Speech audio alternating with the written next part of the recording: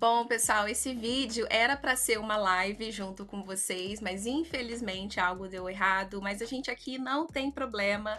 Vou continuar entregando aqui o que eu prometi para vocês. O conteúdo está muito profundo, né, sobre as questões macroeconômicas. Então, por isso que eu tenho que entregar esse conteúdo para vocês, seja da forma como for. Então vamos dar início, tá, ao nosso vídeo, tá? Que não é mais live, mas espero que vocês interajam, coloquem as dúvidas nos comentários que eu vou responder, tá bom, pessoal? Então, como eu estava falando, eu vou começar de onde eu parei, que foi o início, e a gente vai começar a falar aqui, tá? Dessa parte de as perspectivas para 2024, 2025, bem como as projeções desse ciclo, tá? Vou juntar macroeconomia, estudando os gráficos que afetam o dólar, tá? Juntamente com criptomoedas. Mais tarde, dentro dessa apresentação, eu vou fazer o link, tá? Com o nosso mercado cripto. Mas para isso a gente precisa saber o que está acontecendo com o dólar, tá, pessoal? Então, deixa eu mudar aqui a tela. Então, como eu tinha dito no início da nossa live, isso é uma isenção de responsabilidade. Sério, leia isso com atenção. A apresentação que se segue é o culminar de 15 horas de trabalho apoiadas por milhares de horas de pesquisa e análise nos vários mercados e setores da economia. A gente vem estudando desde 2020, específico para cripto, tá, pessoal? Então, assim, tem muita coisa acumulada aqui. Criei essa apresentação para compartilhar o que vejo e como estou me preparando na esperança de que possa ajudar qualquer pessoa que assista este vídeo a abrir os olhos, bem como fornecer um ponto de partida em relação às possíveis maneiras de se preparar para a turbulência econômica que se aproxima. A gente vai falar sobre isso aqui no vídeo. O que é importante compreender é que o conteúdo dessa apresentação não é de forma alguma aconselhamento financeiro, uma vez que não sou consultora, mas sim uma ávida investidora, investigadora e analista de mercado de ativos digitais. As opiniões e estratégias aqui expressas são baseadas em minhas próprias experiências e não devem ser tomadas como aconselhamento.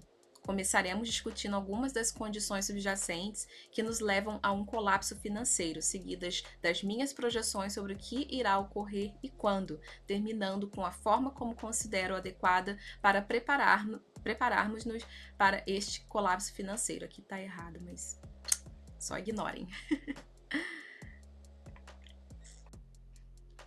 Então, eu trouxe aqui para vocês alguns gráficos que vão mapear para a gente o exato estado da economia norte-americana, o que vai ser importante para todos os países, né, para os demais países. Tudo que acontece relacionado ao dólar respinga no resto do mundo, tá, pessoal? Então, vamos entender aqui a dívida do consumidor, tá? Começaremos essa jornada examinando uma métrica que é simples e com toda honestidade fala por si mesma, que é o montante da dívida detida pelo varejo, que é o público consumidor. Essa dívida atingiu o nível mais alto de todos os tempos, mais de US$ 1 trilhão. Após o final da grande crise financeira de 2008, estamos registrando a maior taxa de aumento da dívida do consumidor da história. Então, pessoal, se vocês olharem aqui como é que esse gráfico aqui subiu, tá? Como é que a dívida do consumidor aumentou nos últimos 4 anos, né? Nem 4 anos, nos últimos 2 anos, né? Porque foi ali mais ou menos no final de 2021. Pode contar ali, 2022 até 2024. Nos últimos 3 anos aqui, essa dívida aumentou exorbitantemente, tá? Em relação ao período todo. Tá? Se você for ver aqui, ó, após a grande recessão, né, de 2008, chegou ali em 2010, a dívida deu um salto e depois veio aumentando mais brandamente, tá? Porém, depois da C19, né, a gente viu uma queda aqui da dívida, mas logo depois começou a aumentar, porque aqui é que foi sentida as consequências, tá, geradas ali pela confusão que deu ali naquele ano de 2020. tá, pessoal? Então vamos passar para o outro gráfico importante, que é o que? A dívida pública. A dívida pública, tá? Para complementar a dívida do consumidor, ela é a dívida total, da nação dos Estados Unidos, ou seja, tudo que os Estados Unidos está devendo, tá? Tudo que eles imprimem, tudo que eles emprestam, enfim, é a dívida pública. E essa dívida pública, ela está acima dos 34 trilhões de dólares. Se você for ver aqui, ó, essa linha aqui é quando chega ali, ó, próximo aos 34 trilhões de dólares. Os pagamentos de juros sobre a dívida são agora superiores a 1 bilhão de dólares, da mesma maneira que acontece no gráfico anterior, tá? Nesse gráfico aqui. É claramente insustentável, a gente está indo para níveis exorbitantes. É por isso que utilizam da inflação, para que possam extrapolar a dívida através de estímulos fiscais. Como podem ver, os níveis da dívida aumentaram muito mais depois de 2008 e também de 2020 até o presente. Aceleraram a um ritmo sem precedentes. Essa dívida é em grande parte o motivo do grande reset, do tal grande reset que tem falado, né? Que fica, a mídia traz pra gente, e a gente fala muito até aqui nesse canal sobre o grande reset. É sobre isso, tá? É o nível de insustentabilidade que a dívida americana que o dólar tá atingindo. A gente vai destrinchar isso melhor para vocês entenderem. Eles usarão a inflação para roubar a riqueza da classe média, saldar algumas dívidas e reestruturar, bem como tokenizar o resto.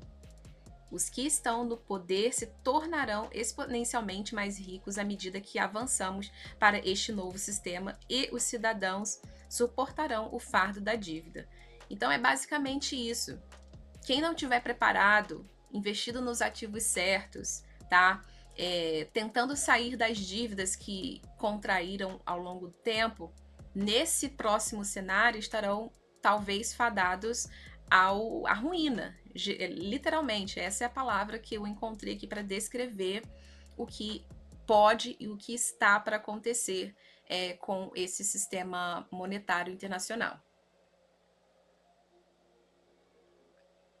Então, vamos partir aqui para o nosso próximo gráfico, que é o M2, ou seja, o estoque monetário, tá? Da questão da dívida, passamos para a oferta monetária, que, como podem ver, está sempre se expandindo, tá? Estoque monetário ou oferta monetária é tudo a mesma coisa, tá, pessoal? É esta diluição constante da oferta monetária que enfraquece o poder de compra e é um dos principais motores da inflação. Pense assim: todos os itens consumíveis, ativos, literalmente tudo, são cotados em dólares americanos.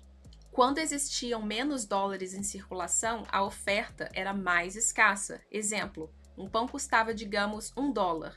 No entanto, à medida que a oferta de dólares é inflacionada com títulos recentemente emitidos e não garantidos, tá, sem lastro, a oferta torna-se muito menos escassa e, portanto, é necessário mais desses dólares para igualar o valor justo do item, ativo ou até mesmo serviço em questão. Aquele pão que costumava custar $1, agora pode custar $3 ou até mais. É isso daqui que esse gráfico demonstra, pessoal. Tá? Esse aqui é a oferta total de dólares em circulação. Então, a gente está vendo os níveis aumentando. E reparem aqui que nesse ano de 2020, onde teve a pandemia, tá? Olha só como é que cresceu aqui. Olha só essa curva íngreme que está aqui, olha. Tudo isso aqui em 2020. Tá? Então, 2020 houve mesmo essa expansão monetária de forma exacerbada e agora que a gente vai começar a sentir o verdadeiro efeito dessa tratativa do Fed, tá, pessoal? Então, vamos passar para o próximo gráfico. Poder de compra. Para ilustrar melhor aqui o meu ponto de vista, aqui está o gráfico do Fed que mostra o rápido declínio do poder de compra do dólar americano ao longo dos últimos 100 ou mais anos, tá? Então, olha só, aqui ele puxa desde 1910, mais ou menos, até agora, tá? Então, quando o dólar surgiu, olha só quanto é que o poder de compra veio diminuindo, tá? Diminuindo, diminuindo. Ali, depois dos anos 2000, só veio ladeira abaixo, né? E aqui a gente tá perto aqui de 2024. O dólar, em comparação com com seu valor original, tem agora cerca de 0,02 dólares de poder de compra restante. Isso por si explica muita coisa e mostra o quão prejudicial é a desvalorização monetária. Uma coisa é imprimir mais títulos quando você tem um ativo como o ouro para apoiá-lo. Dessa forma, você pode inflar a oferta da moeda e, ao mesmo tempo, manter o poder de compra. No entanto, quando Nixon interrompeu o padrão ouro em 1971, tudo chegou ao fim. Tudo isso chegou ao fim, né? Nos próximos anos, provavelmente os Estados Unidos experimentará uma inflação elevada e recorde, se não uma verdadeira hiperinflação, que é a minha opinião. Quando isso ocorrer, com tão pouco poder de compra remanescente no dólar atualmente, a moeda se tornará praticamente inútil, semelhante à de nações como a Venezuela, e apenas ativos tangíveis, aqueles com fornecimentos finitos e valor intrínseco, serão formas aceitáveis de moeda. Será nesse ponto que um CBDC seria introduzido, mas falaremos sobre isso mais à frente. Próximo gráfico aqui, pessoal, é a velocidade monetária.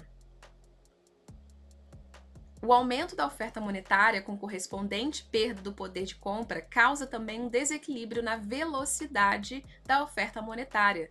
É a famosa velocidade do dinheiro, em termos simples, que significa a taxa na qual os dólares trocam de mãos e circulam pela economia.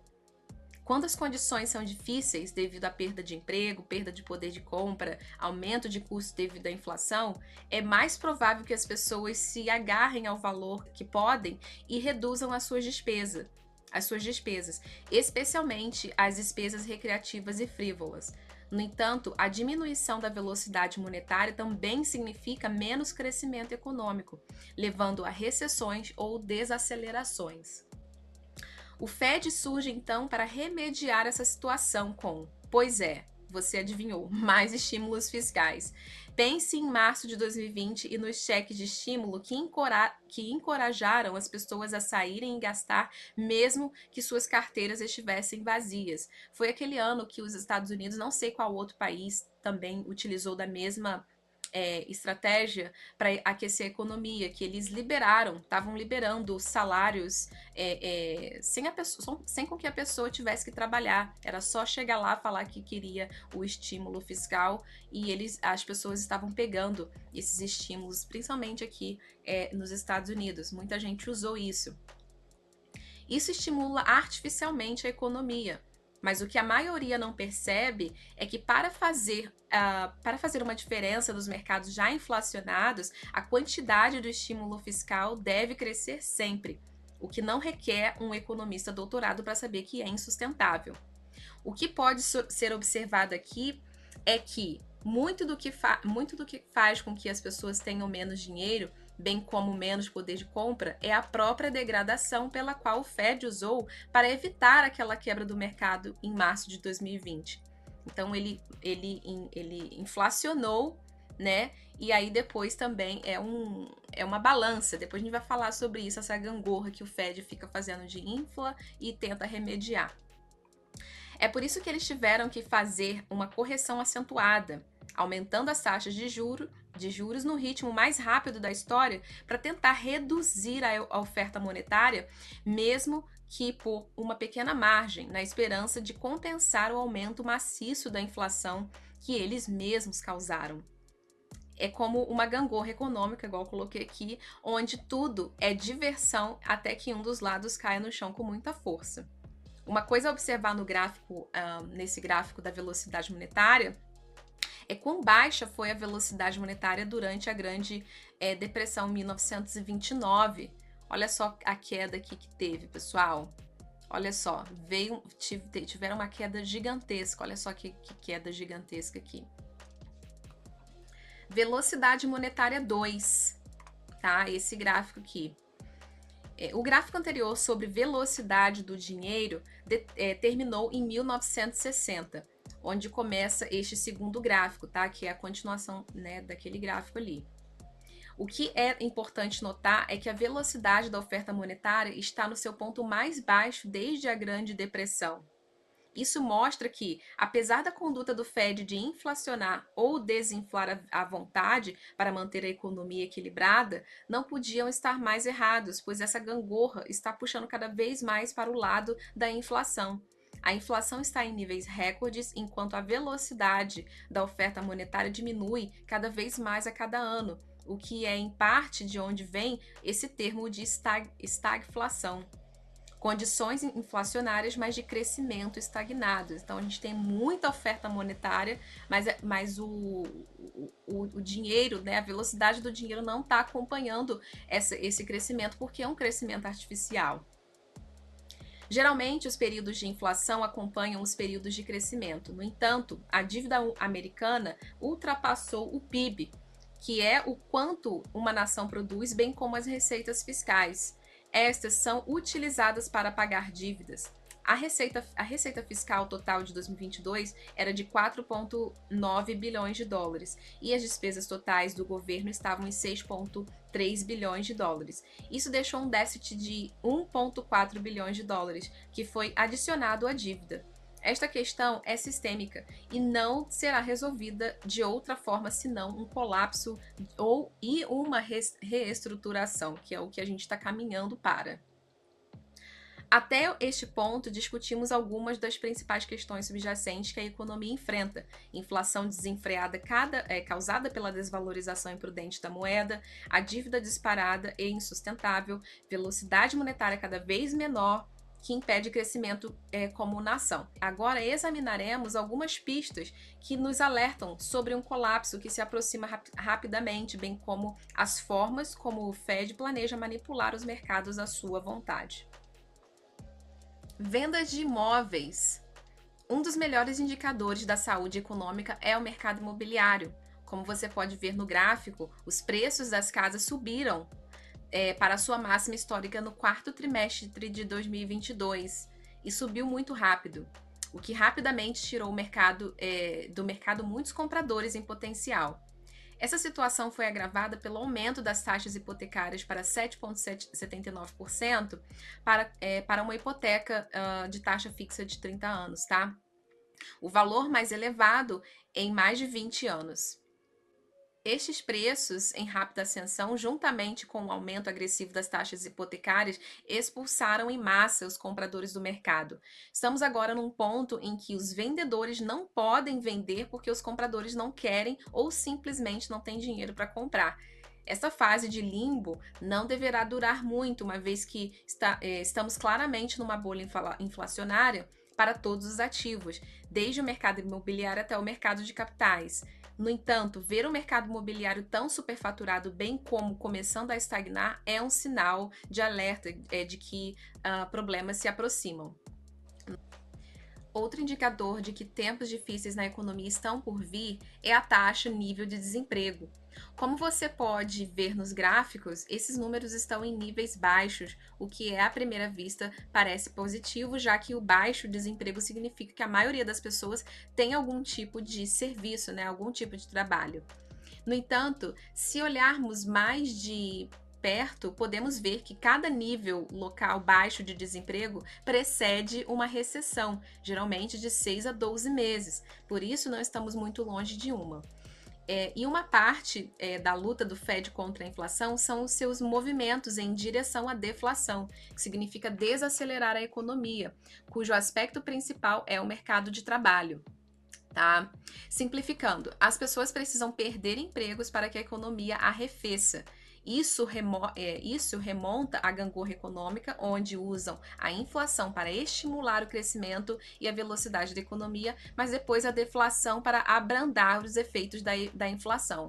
O perigo aqui é que as correções do Fed sejam cada vez mais agressivas e drásticas, o que simplesmente mostra que estão perdendo o controle e sendo pegos desprevenidos pelas rápidas mudanças dos mercados causadas pelas suas próprias mãos. Curiosamente, quando o assunto é taxa de desemprego, os relatórios mostram que este se encontra numa posição semelhante ao do mercado imobiliário, em uma espécie de limbo. Ainda não foram muitos os que perderam emprego, mas também não houve aumento de contratações. Mercados em todas as frentes estão à espera de algum tipo de alívio ou de que o martelo bata. Em pouco tempo, o mercado imobiliário começará, sem dúvida, a entrar em um colapso. E com isso o desemprego aumentará. Mas o Fed tem alguns truques na manga para adiar o inadiável, que é esse colapso financeiro. Tá? A gente vai ver o que o Fed está aprontando aí. Empréstimos à habitação. O FHLB, que é o Federal Home Loan Bank, é essencialmente o segundo credor de última instância, logo abaixo do Fed. No entanto, apesar de sua abrangência, é muito menos conhecido. O FHLB é uma rede de 11 bancos regionais que fornecem dinheiro a outros bancos, a fim de manter o fluxo de dinheiro para consumidores e empresas, e foi criado pelo governo federal dos Estados Unidos durante a Grande Depressão em 1929. No gráfico pode ver-se como ele foi grosseiramente alavancado e atingiu patamares maiores do que nunca. Agora está corrigindo, um sinal que uma recessão se aproxima. Tá? Então, todos esses são sinais de que uma recessão está para surgir, pessoal. Olha só, se você olhar aqui, olha, vamos pegar aqui a crise de 2008. Antes de 2008, tá? Ele vinha numa ascensão. Então, quando ele começa a descer, quando ele começa a retrair, tá? Quer dizer que uma recessão se aproxima, né? E foi a mesma coisa aqui, nesse período aqui de 2020. A gente tá aqui agora, olha, a gente tá praticamente chegando em um período muito crítico. Fundos federais, tá? Um dos indicadores mais claros que uma recessão se aproxima é a taxa dos fundos federais, também conhecida como taxa de juros. O Fed aumenta a taxa de juros numa tentativa de abrandar o crescimento econômico a fim de combater a inflação causada por eles mesmos. Essas são as taxas pelas quais os bancos podem conceder e contrair empréstimos entre si. É claro que quanto maior a taxa de juros que deve ser paga, menos disposta a entidade estará em contrair o referido empréstimo, também conhecido como dívida. Isso remete para a conversa anterior sobre velocidade econômica, uma vez que menos empréstimos para coisas como empresas e casas significa desaceleração econômica. Embora as taxas estejam em constante ascensão, a economia ainda pode ter um bom desempenho e até registrar um ligeiro crescimento. No entanto, quando as taxas são reduzidas em direção à política de taxa de juros zero, é quando historicamente assistimos à pior parte das recessões no mercado. Pode-se ver claramente, apenas nas últimas 3 recessões, que só quando as taxas começaram a cair é que as recessões estabeleceram. Isso pode ser examinado com gráficos de índices do mercado de ações, como o Dow Jones, para ver o quão forte é a correlação. Atualmente, as taxas foram pausadas, mas o primeiro corte é esperado, né? Hoje ele manteve, mas os próximos cortes provavelmente venham nos próximos meses, mesmo que por uma pequena margem em cada reunião subsequente. Então, é muito provável que vejamos as repercussões no verão americano ou no início do outono, se não antes.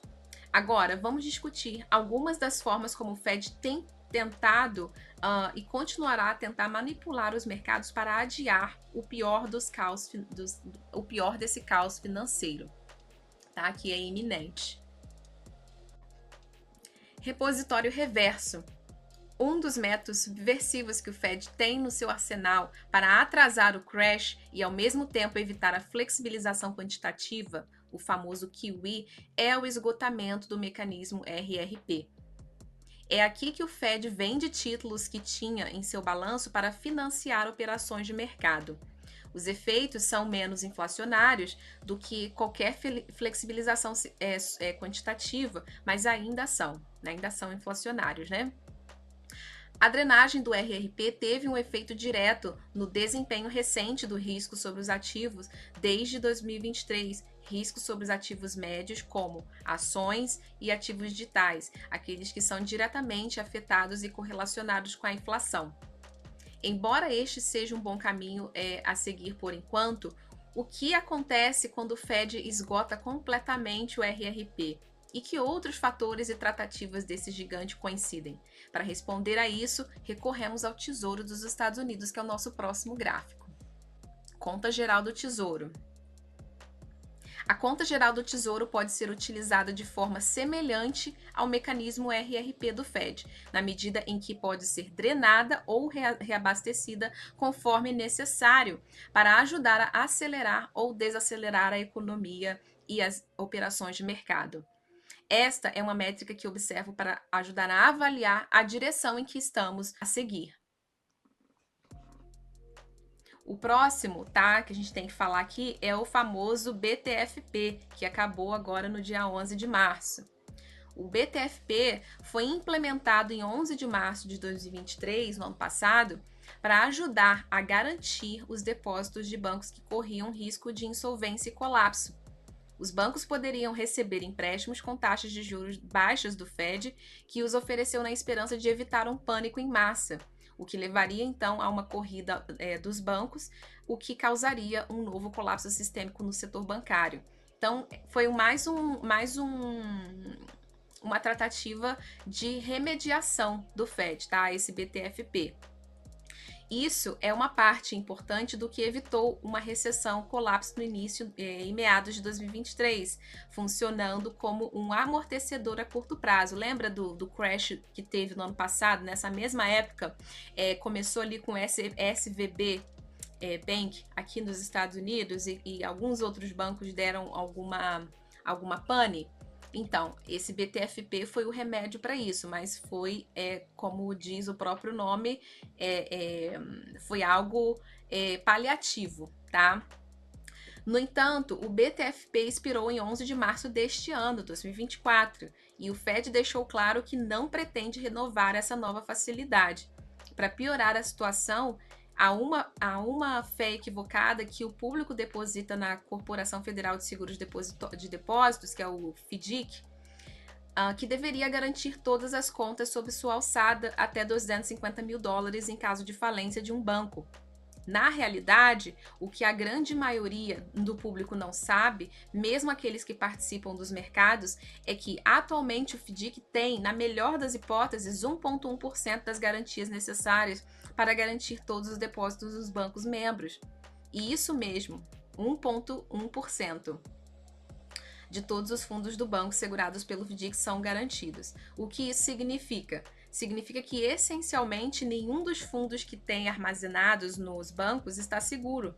E quando, e não se, eles começarem a entrar em colapso, muito provavelmente perderão tudo. Iremos rever essa questão em breve, mas basta dizer que é uma perspectiva sombria quando os bancos estão todos à beira da insolvência, numa altura que existem quase zero garantias para assegurar os clientes dos bancos, tá? Então, pessoal, vocês devem estar se perguntando, Jéssica, por que você está falando só dos Estados Unidos, só da economia dos Estados Unidos?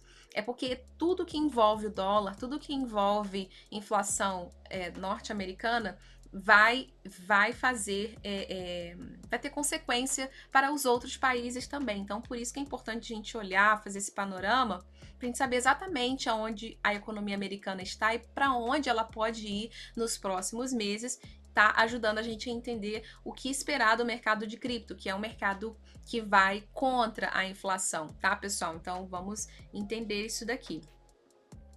Naturalmente surge um questionamento em saber o que acontecerá se os bancos enfrentarem mais problemas. Mesmo bancos grandes como o Banco da América estão em maus lençóis. Será que o Fed simplesmente permitirá que entrem em colapso? O que a longo prazo seria mais saudável? Ou faria alguma coisa, de alguma forma, para manter esse castelo de cartas de pé? Se você adivinhou o último, você acertou.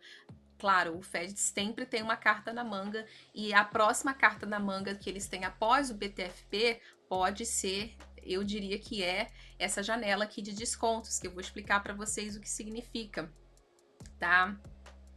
Ao longo dessa apresentação, eu tenho certeza de que muitas das formas como o Fed manipulou e abusou da economia foram frustrantes, mas este próximo gráfico e seus planos em torno dele são verdadeiramente repugnantes. Este é o último gráfico do Fed que compartilhei nessa apresentação, o da janela de descontos do Fed. Este mecanismo existe para oferecer empréstimos de emergência a bancos e instituições que estejam em risco de insolvência. O Fed oferece esses empréstimos a taxas relativamente altas e solicitá-los é considerado um verdadeiro último recurso. Tudo isso é registrado publicamente. No entanto, com o fim do BTFP, o Fed precisava encontrar outra solução se quisesse tentar diminuir os efeitos sentidos pelos bancos cada vez mais insolventes. Por isso, o Fed anunciou que em breve tornará obrigatória a utilização da janela de descontos para todos os bancos, estejam eles passando por dificuldades ou não. Então, antigamente, os bancos norte-americanos, né, poderiam optar em retirar, em pegar esse empréstimo do Fed, porém agora o Fed está obrigando todos eles a retirarem o empréstimo, mesmo que o banco esteja ok, esteja com a situação ok, entre aspas, né, porque todos eles estão super alavancados, mas estão menos negativos do que os outros bancos, enfim. Isso significa que, embora antes fosse possível determinar quais bancos que estavam em risco através da análise de quem contraiu empréstimos a partir da janela de descontos, agora isso será impossível, uma vez que bancos ainda mais solventes e saudáveis nesse modo de dizer, serão forçados a contrair esses empréstimos, tá?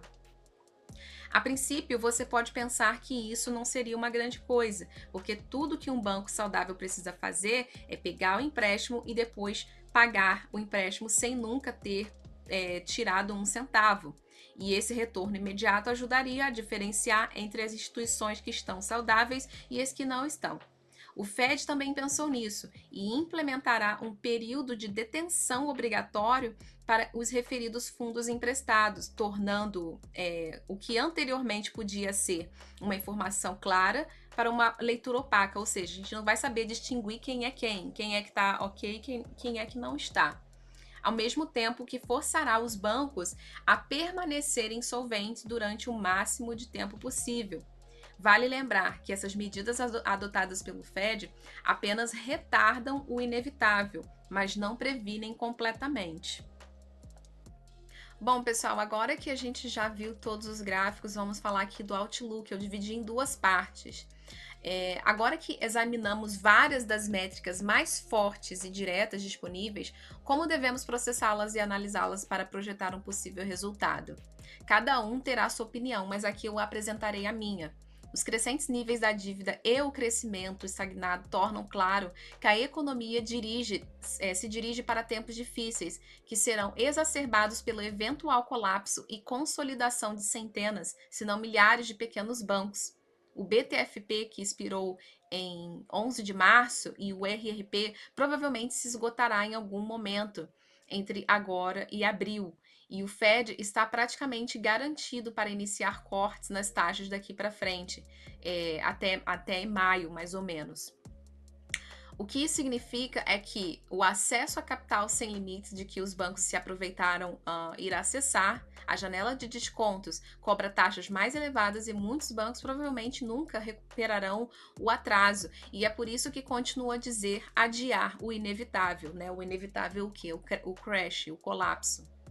À medida que o Fed fica sem liquidez no seu RRP para continuar as operações de mercado, mais ou menos na mesma altura em que o mesmo começa a reduzir novas taxas de juros, pode acabar dando início a uma recessão. Tudo isso leva à ideia de que o Fed terá de retomar a flexibilização quantitativa em algum momento entre o segundo e terceiro trimestre deste ano. Pessoal, mais uma vez, essa é a minha visão, tá? Não quer dizer que seja algo que vá acontecer e que seja 100% verdade. Essa é a minha opinião baseada no que eu interpretei aqui dos gráficos. À medida que os efeitos deflacionários dos aumentos nas taxas se intensificam e a economia mergulha de forma semelhante a março de 2020, tá? Então, pessoal, a gente está para experimentar aí nos bancos algo parecido com o que ocorreu com a pandemia, ou se não pior, tá? Porque o que eles fizeram no ano passado foi só colocar ali um band-aid no machucado, eles não resolveram a situação, tá? Sem mencionar que, para manter a máquina da dívida funcionando, o Fed terá de comprar títulos do Tesouro Americano no mercado aberto, porque as nações não só diminuíram as suas aquisições da dívida, porque quando eles compram esses títulos do Tesouro, estão emprestando fundos ao governo americano. Tá? Hoje mesmo, quer dizer, ontem mesmo, o Banco do Japão já disse que não vai mais adquirir dívida dos Estados Unidos, tá? Do Tesouro. Enfim. Uma coisa importante a notar é que é um ano eleitoral e, historicamente, os poderes constituídos fazem sempre o seu melhor para sustentar a economia da melhor forma possível, à medida que as pessoas votam com as suas carteiras, por assim dizer. O estado da economia é um dos maiores fatores que influenciam a decisão do eleitor sobre o candidato que irá apoiar. Mais uma vez, pensemos em março de 2020. Se as coisas acontecerem conforme as projeções de período em que mencionei, né, segundo, terceiro trimestre de 2024, o governo irá, sem dúvida, apoiar-se no Fed para tirar os Estados Unidos do buraco de forma semelhante, causando uma recuperação em forma de V. Né, que ele vai cortar a taxa de juros, vai fazer o QE, né, que é a flexibilização quantitativa, trazendo os ativos de risco, tá, para o alto. Eu digo ações, aí eu coloquei aqui incluindo cripto. É claro que, a longo prazo, isso apenas fará com que a bolha inflacione ainda mais e fará com que a inevitável recessão seja pior ainda. Mas, na visão de curto prazo, para aqueles que estão no poder, os fins justificam os meios. É tudo uma questão de potência ótica. Se os mercados começarem a cair ou mesmo falhar, o Fed pode simplesmente baixar as taxas para zero e iniciar a flexibilização quantitativa para reanimar rapidamente a economia com uma injeção de adrenalina. Isso ajudaria a manter a economia americana por um pouco mais de tempo, poupando 2024 da grande parte da dor que vem se acumulando, ao mesmo tempo que permitiria que os mercados de ações e imobiliário fizessem mais altas históricas antes de vermos o colapso mais amplo que vem com a hiperinflação, que poderia começar a se instalar já em 2025 e 2027, tá? Entre esses anos. Embora alguma inflação conduza ao crescimento, como mencionado anteriormente, o excesso também resulta na perda de poder de compra. Isso acaba por tornar a maioria dos setores não rentáveis e insustentáveis e resulta num colapso sistêmico generalizado em todas as frentes. Mais uma vez, vejam o que aconteceu na Venezuela. Neste ponto, deve ser explicado que, embora a alta ou mesmo a hiperinflação sejam desastrosas para o povo, para aqueles que estão no poder, é um caminho melhor do que a deflação. Com a deflação, a quebra geralmente mais rápida e grave, e quando o governo não se envolve, pode ser considerada uma espécie de queima controlada. A deflação deve ocorrer para equilibrar os grandes e prolongados períodos de crescimento onde, mais uma vez, muitos participantes se alavancam excessivamente e sustentam até mesmo negócios e empresas mal geridos. Agora, a razão pela qual a inflação é uma estratégia daqueles que se consideram nossos mestres é que cria-se a possibilidade de tirar vantagem dos valores artificialmente inflacionados de ativos de risco, como ações, ativos digitais, e transferir os lucros para verdadeiras reservas de valor. Investimentos sólidos, como metais preciosos e imóveis. Então, esse daqui era o ponto que eu queria chegar, pessoal. Qual que é o motivo dessa inflação, dessa impressão de dinheiro? Será que eles fazem só porque eles querem ter mais condições de controlar a economia?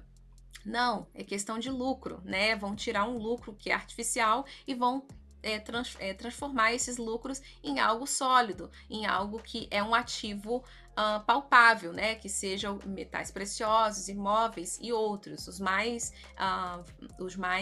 comuns são metais preciosos e imóveis.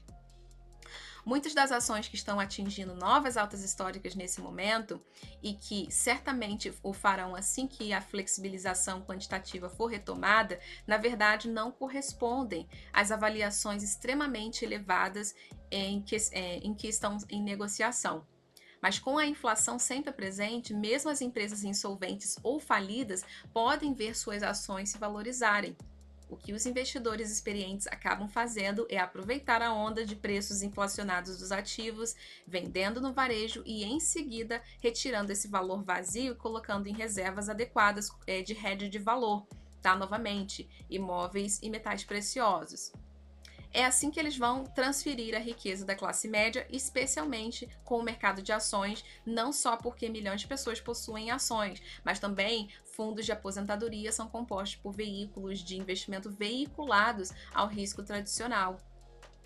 Do outro lado da crise, muitas das empresas negociadas publicamente serão eliminadas ou reavaliadas, deixando os desavisados completamente quebrados. Isso será agravado pela avalanche de bancos que entrarão em colapso e que, sem o montante necessário de garantias do FDIC, levarão milhões a perder potencialmente cada centavo que tinham em suas contas bancárias. Tá, pessoal? Então isso aqui é muito sério, tá? Qual que é a forma mais... não diria mais, a forma menos feia de transferir valor, de roubar a riqueza do grosso da população? É através de inflação e dívida. Eu vou falar sobre isso aqui, tá? É a forma mais fácil, tá? E que eles fazem entra ano e sai ano, é assim que acontece. Então, eu só resumi para vocês aqui nessa análise que eu fiz, tá? Outlook parte 2. É neste momento, quando a economia está hiperinflacionada e as pessoas estão desempregadas, famintas e desesperadas, que darão início ao CBD6. Só quando as pessoas estiverem miseráveis é que aceitarão tal iniciativa governamental, pois a maioria fará qualquer coisa para aliviar o seu sofrimento, como estar perdido num deserto por uma semana e vender sua alma por uma gota d'água. Não trará nenhum benefício real, mas a esperança de um adiantamento será suficiente para convencer as pessoas a aceitarem moedas digitais programáveis e controláveis. Ao meu ver, estamos caminhando para uma depressão hiperinflacionária.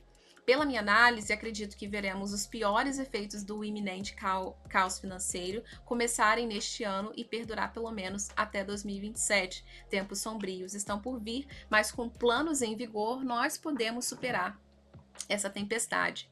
A boa notícia é que todos nós podemos fazer o mesmo que as elites, realizando lucros ao longo do ciclo de alta de ativos de risco, né? No nosso caso, ativos digitais, e depois converter esses ganhos nos mesmos ativos do valor do mundo real, como metais preciosos, imóveis e etc. Cada investidor deve ter uma estratégia lógica de saída. É claro que não será tão fácil como simplesmente obter lucros e reinvestir imediatamente, uma vez que vários mercados se movimentarão em momentos diferentes e, portanto, deve ser implementada uma estratégia de alocação de lucros, bem como um plano para executar essa estratégia. Compartilharei ao final dessa apresentação como estou agindo. Daqui para frente, focaremos nos mercados de ativos digitais, como eles se interligam e como podemos nos preparar melhor, não apenas para sobreviver, mas também para prosperar durante a crise que se aproxima. Porque é isso que vai acontecer, pessoal. A crise tem sempre uma frase que eu acho que eu já falei aqui no canal. Nunca deixe uma crise ser desperdiçada. Esse é o lema dessas elites e tem sido por muito tempo. Após cada crise existe enriquecimento massivo, tá, de algumas pessoas, de uma porcentagem pequena das pessoas que sabem o que está por vir, veem o movimento e aproveitam, tá, pessoal? É geralmente isso que acontece e é isso que está acontecendo agora também. Então vamos continuar. Nos concentraremos em ativos digitais porque é literalmente o futuro. Tokenização de dados, dívidas e ativos do mundo real, né, que é RWA. Em primeiro lugar, o mercado de ativos digitais é jovem e emergente, e o que significa que ainda tem uma natureza muito especulativa, o que fomenta a volatilidade. Embora nem todo mundo tenha tolerância ao risco, a verdade é que a volatilidade é aonde está o dinheiro, ou pelo menos potencial para obter maiores lucros. Somente em ativos digitais que você pode ver retornos de 50 a 200 vezes em um ciclo de alta de 2 anos.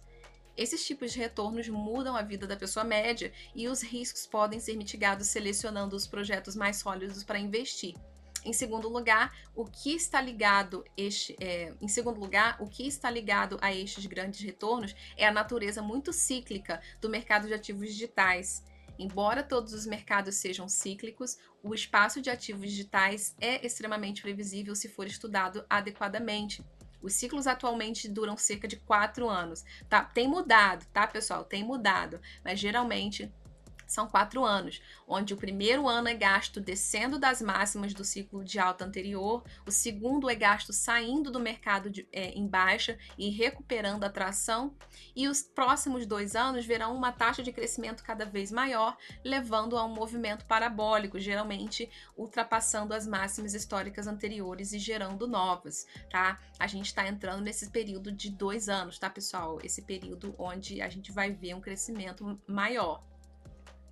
Este ciclo eventualmente mudará à medida que os mercados tradicionais se fundirem de vez com os DLTs, mas por enquanto tem um plano bastante claro que até mesmo uma criança seria capaz de seguir em relação a quando adquirir e quando vender. Embora não haja absolutamente nenhuma maneira de definir um topo e um fundo, os ciclos nos proporcionam uma janela de oportunidade justa para compra e venda, se aproveitada, pode ser extremamente lucrativa.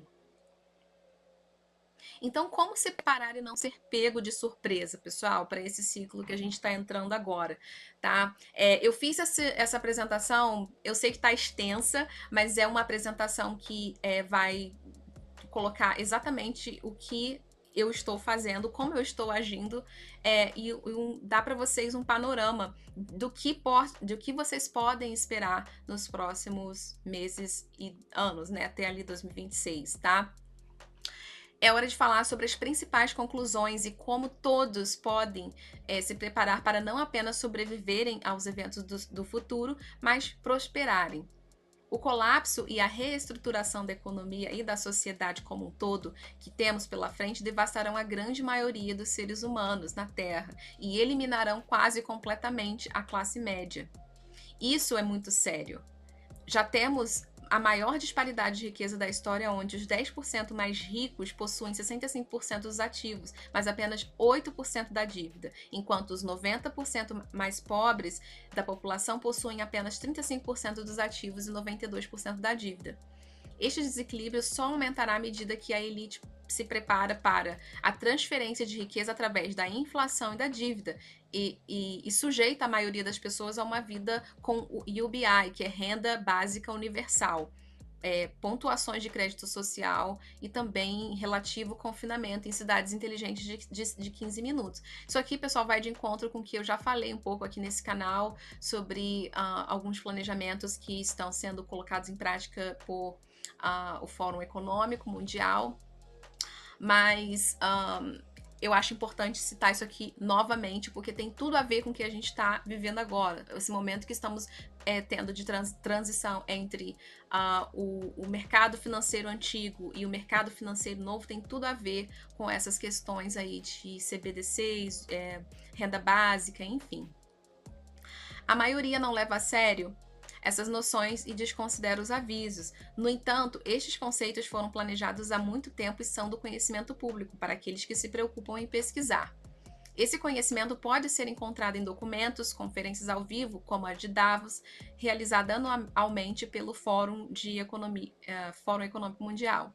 A hora de se preparar é agora, e aqueles que não o fizerem talvez nunca consigam se recuperar.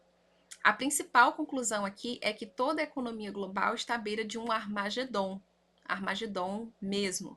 E manter fundos no banco, bem como ações e contas de previdência tradicionais, é uma forma segura de se encontrar do lado desfavorecido da autocracia iminente. Os lugares mais seguros para armazenar sua riqueza são metais preciosos, imóveis e ativos digitais específicos de utilidade, tá? Não são todos os ativos digitais, tá, pessoal? Uma contingência em dinheiro em espécie também se torna sensata no curto prazo. Por que dinheiro em espécie, pessoal? Porque vamos supor que aconteça algo com o seu banco local. Tá? Não estou dizendo, enfatizando que vai acontecer, mas é sempre bom você ser precavido, precavida e ter o seu dinheiro em espécie no caso de uma situação dessas, tá, pessoal? Então, por isso que a gente coloca aqui essas 4 formas aqui de armazenamento de riqueza. A estrada à frente. Há muita coisa acontecendo na economia, muitas facetas que se entrelaçam para que uma apresentação cubra tudo. Mas espero sinceramente que esse panorama tenha fornecido a você novas perspectivas e ideias. Acrescentarei uma advertência de que, obviamente, certas projeções que fiz podem acabar sendo melhores ou piores do que percebo e algumas podem nem acontecer. Acrescentarei também que os meus prazos para esses eventos podem variar em semanas e até meses, uma vez que ninguém consegue cronometrar ou avaliar perfeitamente a economia e seus vários mercados. No entanto, a visão geral é correta na medida em que estamos absolutamente a caminho de um colapso financeiro e de vários anos de graves dificuldades. É por isso que investir e preservar a riqueza adequadamente são tão vitais para que você possa proteger a si mesmo e aos seus entes queridos. Então, pessoal, olha, para esse vídeo aqui referente ao plano, né, ao que fazer em relação ao que vem pela frente, está encerrado, tá? Essa apresentação está encerrada, e eu vou trazer aqui para vocês agora um próximo vídeo falando sobre algumas curiosidades desse tempo aí que eu fiquei afastada do YouTube, tá? Eu tive um período em que eu estive no Brasil, aproveitei minha família, fiz cirurgia, muita coisa aconteceu nesse tempo, por isso que eu estava afastada, mas eu pretendo voltar aos poucos aqui para o canal do YouTube, tá? De qualquer forma, muito obrigada. Deixa eu mudar a tela aqui. Muito obrigada pela audiência de vocês, muito obrigada pelo apoio, suporte aqui do canal. Infelizmente, esse vídeo ele teria sido uma live, vocês estariam interagindo aqui comigo, mas eu não consegui levar a live para frente porque o YouTube estava dando alguma interferência ali, estava travando e aí eu não consegui. Mas eu vou trazer o próximo vídeo. Deixem nos comentários o que vocês acharam desse vídeo. Se tem alguma dúvida, se tem alguma colocação, algum pensamento diferente do meu. Estou aqui aberta para discutir com todos vocês. Muito obrigada, vejo vocês e até a próxima.